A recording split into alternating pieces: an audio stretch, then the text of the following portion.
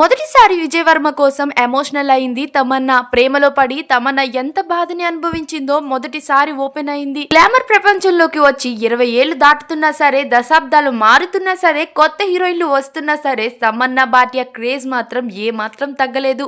బాలీవుడ్, టాలీవుడ్ అని తేడా లేకుండా వరుస ప్రాజెక్టులతో దూసుకుపోతున్న ఈ హీరోయిన్ పర్సనల్ లైఫ్ విషయం మాత్రం తరచూ వార్తల్లో నిలుస్తూనే ఉంది. ముఖ్యంగా విజయ్ వర్మతో రిలేషన్షిప్ ప్రకటించినప్పటికీ అప్పటి నుంచి నెట్టింట వీరి పెళ్లి ఎప్పుడు అంటూ హాట్ టాపిక్ గా మారింది. వీరిద్దరు కూడా ఎలాంటి ఈవెంట్స్ కి వెళ్ళినా ఇద్దరు కలిసే చట్టాపట్టాలు వేసుకొని తిరగడం మనందరం చూసాం.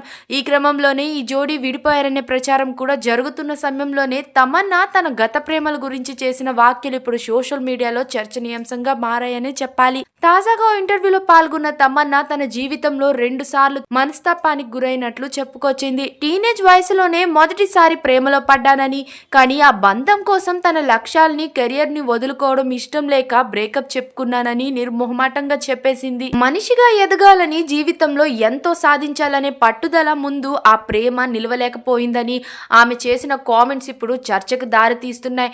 మొదటి బ్రేకప్ తర్వాత మరో వ్యక్తితో ప్రేమలో పడిన తమన్నాకు అక్కడ కూడా చేదు అనుభవమే ఎదురైందట.